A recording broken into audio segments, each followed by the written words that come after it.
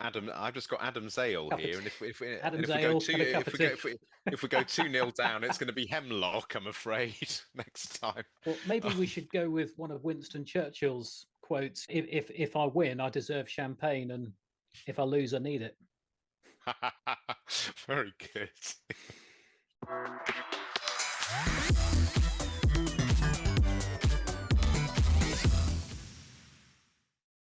Welcome to my second Ashes series test review here on Cricket and Cocktails. England lost in Brisbane by 8 wickets to go 2-0 down in the series. I'll be chatting about the result to my good cricketing friend Alan Bone, and also to Ben Kosky and Jon Batham, cricket writers and authors of Middlesex the Championship Years. But before we get to them, here's a recap of England's game at the Gabatoir.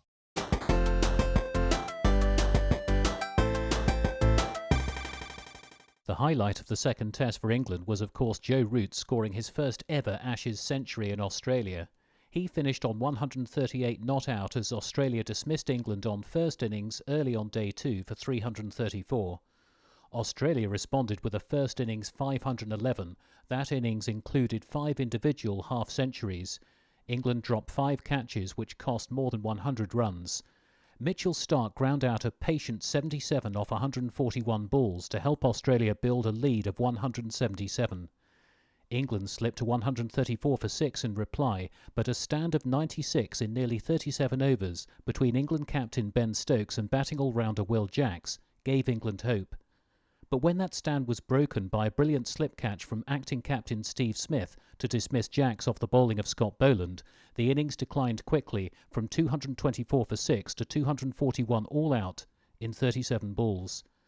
Australia knocked off the target of 69 in 10 overs with 8 wickets in hand, leaving England 2-0 down, needing to win 3-3 to win the series. No England team has ever won an Ashes series in Australia from 2-0 down before.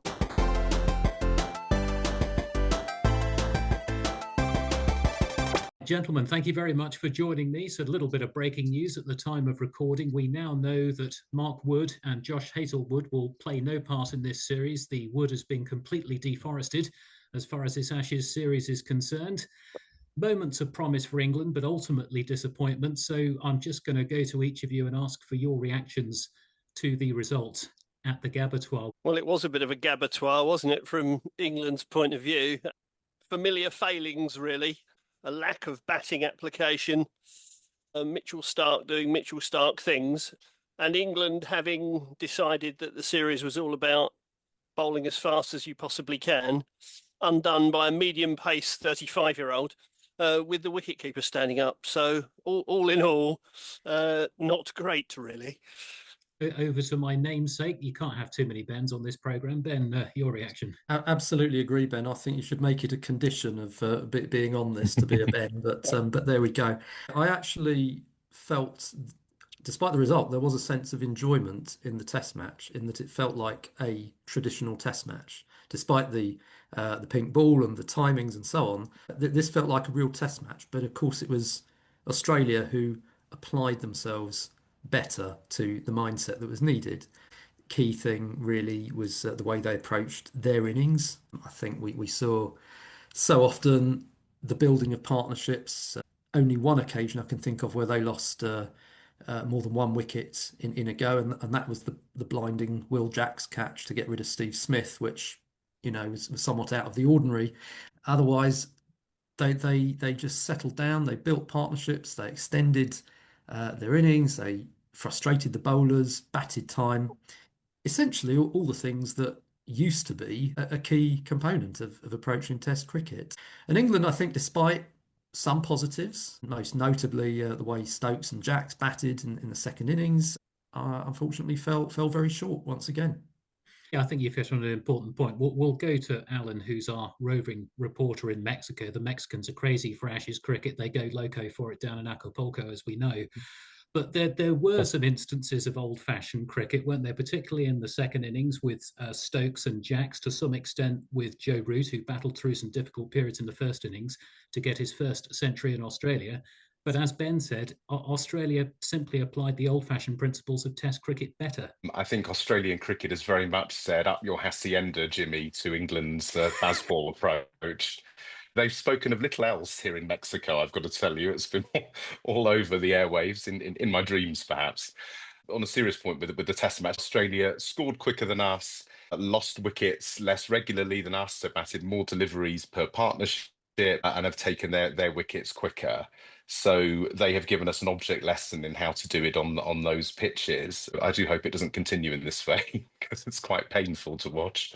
Baseball tends to get a reputation for being one-paced, and that's generally fast forward, isn't it? But we did see some instances of more old-fashioned Test cricket. We'll go back to the second innings with Stokes and Jacks. But also, because Mark Wood is not going to play any further part in the series, and it would be difficult to expect Jofra Archer to play all 5 games in about 7 weeks, there's going to have to be at least 1 or 2 bowling changes. So that might be an opportunity for Potts or Tongue, who, like Michael Neser, they're a little bit more sort of medium fast, old-fashioned, nibble the ball about a bit, and that they go for accuracy rather than raw pace. So could that be, dare I say it, and I'll ask you first, John, a blessing in disguise for England to bring one of those 2 in? I mean, really, at the Gabba, we were screaming for somebody to pitch the ball up a bit more, weren't we? Tongue will do that. He will target the stumps more. As we saw in the summer, he was particularly good at bowling at the tail, which is something that we're notoriously bad at. So to have somebody who can potentially take you from 6 wickets down to 10 wickets down at speed will help. Archer can't play every Test match, clearly. I think he has to play this one because we have to win, and he's probably our chief spearhead, and so he probably has to play this one. Tongue will come in, I think, and certainly should. Brydon Carse looked as if he was out on his feet, so that would seem to be a logical change to the bowling lineup. Nobody will be able to argue about it, because if you're 2-0 down, you've surely got to try something just to suggest that you're engaging with the process, as it were. Carse would be the obvious candidate to make way. He did take wickets, and they were important wickets, but he also went for about 150 runs, sprayed the ball about all over the place, a lot of short stuff that the Australian batters didn't really need to play. Would he make way? And would you also make another change to bring in Bashir? Or would you stick with Will Jacks, as Will Jacks played himself into the series because he was tidy without being spectacular with the ball and scored useful runs and been very good in the field and offered a bit more in that department than Bashir would? Brydon Carse would be certainly a man to come out. I think his figures were misleading. He took wickets, but he was expensive. And I think there was a fatigue element too. I agree, as John said, you've got to do something. You've got to shake up the attack because you're 2-0 down and you have to win. So Tongue or Potts coming in for Carse, for me, would make sense. Bashir coming in wouldn't make sense to me. I mean, my view is he shouldn't be on the tour. I don't think he offers a great deal. Arguably, he's going to weaken your tail further in terms of batting. And I think that is the way the England selectors always look at these things, is how many runs will someone bring in, no matter what their main suit is, if you like. And on that basis, Will Jacks certainly has more than the edge there. He bowled adequately, I think you would say. Joe Root, of course, is a very capable spin bowler as well. For me, although I would expect Australia to go in with a frontline spinner, I'm not convinced there's a case for Bashir coming into the side. We'll come on to the batting in a minute, because there are some issues, of course, with England's batting as well. But first of all, with the bowling, what changes, if any, and I suspect you'll make at least one, would you make to England's bowling attack prior to the Adelaide Test next week? Well, I would definitely be bringing Josh Tongue in. I would have brought him in for the last Test. We had Australia 6 down, and even when they were 7 down, the game was still kind of just about within reach. You needed a bowler at that stage that could dislodge the tail. Tongue, as he showed against India in the summer, is very, very good at that. So fine, he does spray it around a bit, but he can also just, get Yorkers firing in and get rid of a tail quickly. So I would definitely be bringing him in, probably for Cast, who I agree looked completely exhausted in that last match. I don't know what they were doing with him testing out the middle of the pitch like that. It just seemed the wrong strategy. So much room given outside off stump, particularly to the left-handers. So many runs scored down to third man. So I think he needs a break. I'd stick with Atkinson. I think he's been quite unlucky so far. I've been surprised. I had him down as the leading wicket taker for the series for England. So I've been surprised, but it could turn around. I don't think he bowled that badly. So Archer, Atkinson, Tongue, obviously Stokes. And I agree also, I don't think we can afford Bashir at the moment. You can't have a tour where you've had this many collapses and then you're weakening your batting further and bringing in someone who took none for 120, I think, or figures to that effect for the Lions last week. So I would stick with Will Jacks, and I'd actually try and bowl him a bit more. Again, I didn't understand that in the Stark Boland partnership, that Stokes didn't seem to want to bowl him. It was bizarre. They treated Mitchell Stark a bit like he was a left-handed Don Bradman, put everybody back. It was extraordinary, really. So there could be a greater role for Jacks to come. There are concerns with the batting. Yes, Crawley made runs. Pope got a start, but both of them threw their wickets away in fairly frenetic circumstances. Pope chopped on and then he drove at a ball on the up, which is usually difficult to get away with in Australia. Zach drove at a ball on the up in the second innings as well. But the trouble is, if Pope comes out, you've also got issues of batting form with Jamie Smith as well. He's only passed 30 once since the Lord's Test last summer against India. So possibly he's vulnerable as well. In which case, do you keep Pope as a keeper? I think the issue with Smith is he's having to bat and then keep wicket for long periods. We have to remember that he's not the first choice wicketkeeper at Surrey. That's right. So England have picked a wicketkeeper who's not a first choice. When he first came into Test cricket, he was playing in Test matches which didn't last very long. So he was scoring runs. That was giving him some confidence when he was keeping wicket. Against India, he played in tests that all went to 5 days, which was much more difficult for him because he was involved in the action for long periods. And inevitably, that's affected his batting. I would be quite tempted to give Pope the gloves and drop him down to number 7 below Stokes. I would retain Jamie Smith and actually bat him a little higher up the order. You could either bat him at 6 in front of Pope, but without the gloves, or because he's technically good, you could even bat him at 3.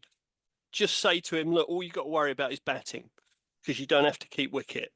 The alternative, of course, is to bat Stokes at 3 and to bat Smith at 6. But I think Jamie Smith's issues are because he's having to do both roles against this level of opposition that isn't helping him. I don't think keeping wicket will affect Pope's batting to any great degree, but I think it does affect Smith more, and so therefore I would relieve him of the duty.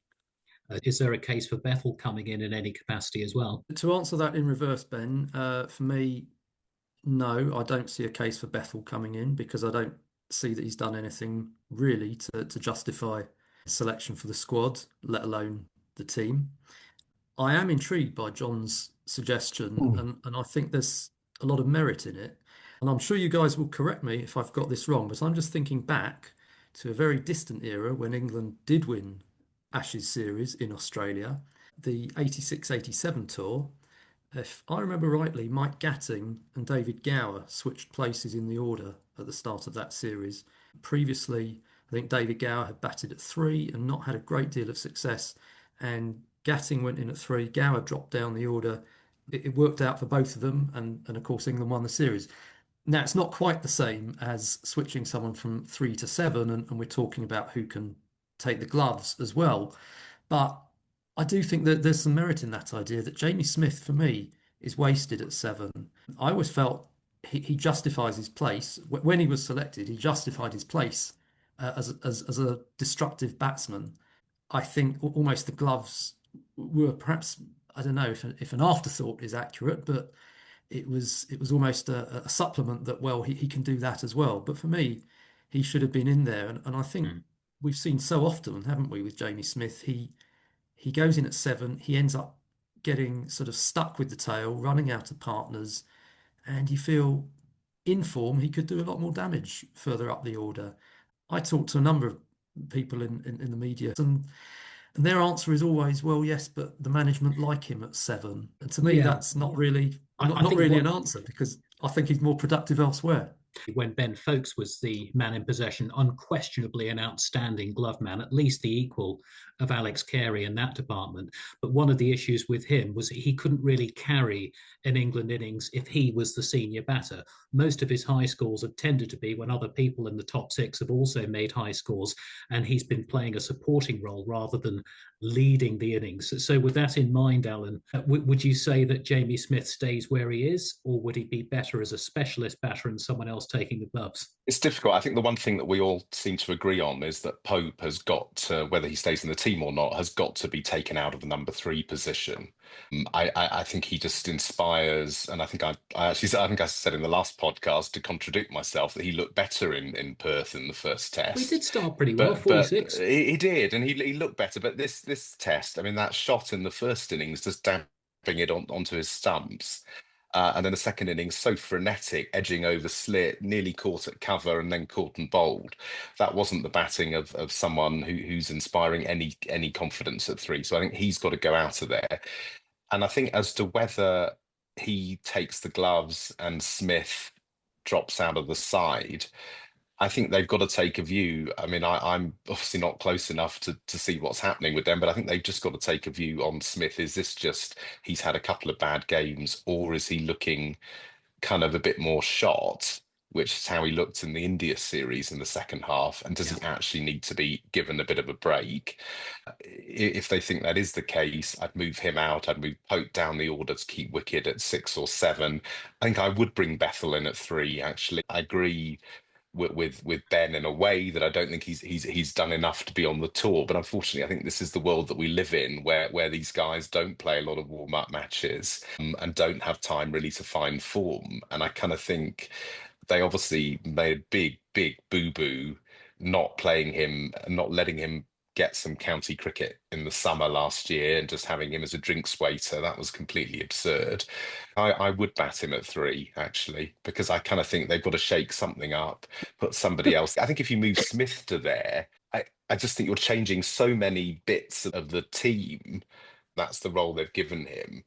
I think it will almost just confuse him more if you say, well, we think you're 2 shots, keep Wicket, but actually you could do a job at 3. So I think I'd go Bethel at 3, Pope probably with the gloves down the order would be my way around it. We all remember the summer, just about remember the summer of 4 captains, the Ashes summer of 1989, where we effectively fielded about 20 odd players over the course of a test series. If you go too far down the road of chopping and changing absolutely everything, you've got an awful lot of players that haven't gelled together. And if anything, it will hasten rather than slow down their demise over the course of the rest of the series. But whatever England come up with leading into Adelaide, it's probably fair to say, is it not? They're going to be up against a stronger Australia. Pat Cummins was very close to playing in Brisbane. There has to be a good chance that Nathan Lyon will play as well. Travis Head seems to be faring well in his role as opener. So is there a way back for Usman Khawaja? Does he need to come back? And would it be fair to say Australia will get stronger with the return of Cummins and Nathan Lyon? I think that you're always stronger if you're bringing back a bowler with, is it 300 odd test wickets at 22? So that's going to make any team stronger. I actually think Zach Crawley, I think he prefers it when there's a bit of pace on the ball. So weirdly, he might actually be happier, oddly, to see Cummins back in the side. But in general, of course, Australia are going to be stronger. I think Nathan Lyon will definitely come back in. That seemed a one-off. I still think that was the wrong selection. I mean, you can say it was the right selection in that they won the match, but I thought leaving Lyon out of that last game. I think if they'd He been wasn't playing a more happy, was he? confident well, it was weird. If they'd been playing a more confident opposition than England, I think they could easily have come unstuck. You only needed, Harry Brook not to play a stupid shot in the first innings and a few other suicidal dismissals. They could have got into a position even in that second innings. If England had shown some resolve, I think, well, God, we don't have a spinner. So I think he'll definitely come back in. Cummings will come back in. As to who drops out, probably Michael Neser, and that'd be the most unlucky drop in sort of Test history, wouldn't it? To take Yeah. 5 wickets in an innings and then be moved on. He But accelerated England's decline, didn't he, when they were trying to set some sort of target, Neser? As Alan has said, Neser is probably going to be unlucky because after that performance, he certainly deserves to keep his place. But I agree with you, Ben. I think Nathan Lyon is almost certain to come back. I think, in a way, Australia have got a luxury of choices as far as bowling goes at the moment. So you'd expect Cummins and Lyon to come in, and Doggett and probably Neser drop out. I think the batting is the more interesting situation, really, because the talk about Usman Khawaja, who hadn't been in great form anyway, leading into the series, arguably for a while, you kind of look at that and you think, well, all of Australia's batting order have contributed at Brisbane. They have. So I really don't see where Khawaja comes back in at this stage. And Travis Head, it might have been necessity that he ended up as opener, but he's made a good fist of it so far. And for me, that's just shades of Shane Watson some years ago, who also moved up the order and had a very successful career then as an opening bat. Long term, maybe that they've stumbled on it by accident. Perhaps Head at the head of the order, so to speak, is going to serve them well. John, Yeah, Head at the head and Khawaja stays on the golf course? Ben's right that they may have stumbled on Head at the top of the order by accident. The reality is the first Test match was beautifully suited to that situation because, let's not kid ourselves, Ben Stokes went into the last innings at Perth thinking that he had enough runs on the board. Yeah, one or two observers thought that he did. Thought he could bowl out. He thought he could bowl out Australia for less than 200. And they sent in Head up the top to say, right, let's take it on. If it doesn't work, it doesn't work. We haven't lost anything effectively through that. If it does work, there will be a greater significance than just winning this Test match because there will be scars inflicted on the English bowlers by being taken on in that fashion. I think now he has a psychological advantage. So I wouldn't be moving him for any reason. So Australia have a huge advantage, not just because of the 2-0 scoreline, but they know that they can get bowled out for 130 odd, as they were in the first innings in Perth, and still come back and win convincingly. So all the pressure is on England. We know that they've got 3 days off, which was always, it doesn't look good now with a 2-0 series scoreline, but this was always in the itinerary from the outset. Can I just get your thoughts on that? And I'll throw that open to any of you. I think it's really, really bad PR. I don't know who's managing the PR of this team, but it looks really, really bad. Before we started, I happened to find something on Instagram that was Seven talking about this on their news reports, and it was sort of England enjoying themselves in Noosa. Of course, people need to have time off from whatever they're doing, but as they say in politics, it doesn't pass the smell test, really, does it? It just doesn't look great. Yeah, again, similar to the not having any day-night, any practice under lights before Brisbane, you just leave yourself wide open to criticism. It's a tough one, isn't it? Because you can't expect people to live like a hermit and just live permanently in their hotel rooms between Test matches. But when you're 2-0 down, however you cut it, being done by Neser and going to Musa, it doesn't look great, does it, guys? From Neser to Noosa, no, it's not. It's not. Both are sort of highly embarrassing. Really, I'm not sure which is worse, frankly. Yeah. It's one of these weird situations, isn't it, Ben? Under different circumstances, you might have said to yourself, well, Ruti got 100, so he doesn't need to do an enormous amount of practice. So maybe giving him a few days off isn't a bad idea, but one or two other people need to be in the nets and blah, blah, blah. And if you could show that you were balancing the thing off in some ways and saying, well, look, we're managing so-and-so's workload or whatever, then it might look all right. Even if you're out for an hour having fun, the media will present it as a way that says, oh, you're on a 4-day jolly. having got thrashed in the last Test match. So you are on a bit of a hiding to nothing, but I would have thought they could have managed it a little better.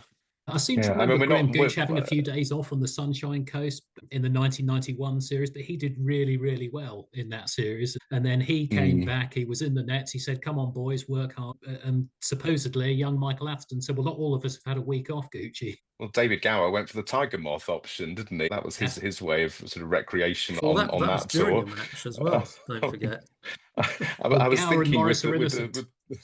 yes, exactly. I was thinking with the Noosa thing. We're not quite at the days of what was the thing when England were in the West Indies getting hammered and as in losing, not getting hammered in an alcoholic sense, but losing and Gower, and there was the whole Botham and Miss Barbados nonsense that did the rounds. It's PR, isn't it? I know Ben Stokes said earlier in the series we don't do things for optics when he was talking about the absence of Test players going to that pink ball game in Canberra, and that is all very well. But unfortunately, when you're getting beaten, optics do matter. The public perception does matter. I think yes, everyone's got to have some leisure time. This was factored into the timetable. I'd be less concerned about them going to Noosa for a few days than I am about some of the selection, some of the choices they make during the tests. Those are the key areas, really. But it's inevitably going to increase criticism if you're getting beaten and you appear, on the face of it, you appear not to be all that concerned. I do have sympathy with the guys. You've got like a week off, so what do you do? Do you sort of sit in and watch, Netflix kind of on repeat? I mean, you've got to do something. But I would put the blame much more on administrators, and I see that they're looking at doing a reciprocal arrangement between the ECB and Cricket Australia for the 27 series in England and the 29-30 series in Australia to have proper warm up and proper games. Well, horse bolted stable are the words that come to mind. Really, we should clearly have a practice match now in this get a huge gap of time. We should have had one between the first and second test. It shouldn't have been in Canberra and then you debate whether the conditions are different. The administrator should have sorted this out. And I think that raises another point, doesn't it, Alan, is leading up to the series. Can anyone explain why England were sending a team to play white ball cricket in New Zealand Well, rather indeed, than exactly. Utter if New Zealand nonsense. was there, Yeah. how about some red ball or pink ball practice? Utter nonsense, wasn't it? I mean, the trouble is, it's all very well for Mr. McCullum. It's all very well for him to say we don't do things for optics. That's a great quote if you go to the pink ball test and win. It's a terrible quote if you go to the pink ball test and lose. And he did. He got thrashed again. We do have 3 games to go. There's plenty of time for this tour to get a heck of a lot worse than it appears to be at the moment. If it does get a heck of a lot worse, do McCullum and Stokes survive as coach and captain? Stokes, well, injury permitting, would survive as captain. I think McCullum would be absolutely right for the Knackers yard if they lose. I was reading it would cost £1 million to as it were pay him off and end the contract. But I think the ECB would do it because you just can't have this level of performance and you can't have the sort of ridiculous quotes, when he says, "Oh, I think we practiced too hard." And I think probably what he was trying to say in a very candid way was we practiced in lieu of any other cricket. They took extra practice sessions, didn't they? Yeah. In lieu of actually having practice matches, but that wasn't how it came out. And you add that together, with Noosa, dear old Jofra Archer turning up with his pillow on whatever day it was. I know, again, unlucky, but I think it's a bit harsh. It's not great. I wouldn't have minded if he turned up with a teddy and slippers. I mean, I'm if about to England get on had an won. aeroplane back to England, and I've got my pillow, but I'm not anticipating much bowling or even any batting on the flight, so that's fine. McCullum's contracted until the end of the 2027 series. Regardless of what happens in this series, does he see that contract out, or is he given an early exit if the series goes as badly as it possibly could do from this point? For me, Ben, he goes without any question whatsoever. The line has been that all these changes we've made, this approach, this attitude, it's all geared towards winning the Ashes. If he can't do that, he has to go. and he leaves, in my eyes, a long trail of damage behind him in terms of what he's done, not only to the Test team, but to the English game as a whole, by which I mean completely destroying the link between domestic performances and Test selection. I think that is a very serious matter. So no question on that. Stokes, I think, does survive as captain if he wants to. It might be that he may say, I've done my time. I feel it's come to the end of its natural cycle. I hope he doesn't, because I don't. I think he is, as we've seen so often, he's a top quality cricketer who gives everything. I think he's got more to offer, and I don't see a great deal of alternatives as That's a fair captain point. within the current setup either. Bear in mind, England had won one game in 17 before McCullum came in. England seemed to have fallen out of love with their cricket. He made them fall back in love with their cricket again, freeing them up. But as Jonathan Agnew said, the way in which they were freed up was unsustainable beyond a certain point. Do you think that's the issue? And would you keep the Stokes-McCullum axis and let it run until 2027, or would you make the change early? We've prepared for 4 years. It's been all about this, blah, blah, blah. Bashir is our spinner to take on Australia. Well, we haven't seen him. Yeah. The reason we haven't seen him is because he's not very good. That's a big call by McCullum. Coaches are supposed to make big calls, but then they're judged on whether they get those right, and he got them wrong. So therefore, he has to go. The main problem with getting rid of Stokes is there is no one else. Certainly within the current setup, there isn't anybody else. So they'd have to go and look at county cricket to find a captain to take it on. And the problem is they don't watch any. So that's a bit of a problem. But the other thing to mention in all this, of course, is we've talked about McCullum and Stokes. Well, I'm sorry, the first person that needs to go is Rob Key. Rob Key has made a complete and utter total mess of this scenario. He's the head honcho at the top, and the buck stops with him. So as far as I'm concerned, he should have resigned already. On that note, I did say champagne in victory or in defeat in the last Test match. So with that in mind, my cocktail is a Kir Royal. Hello.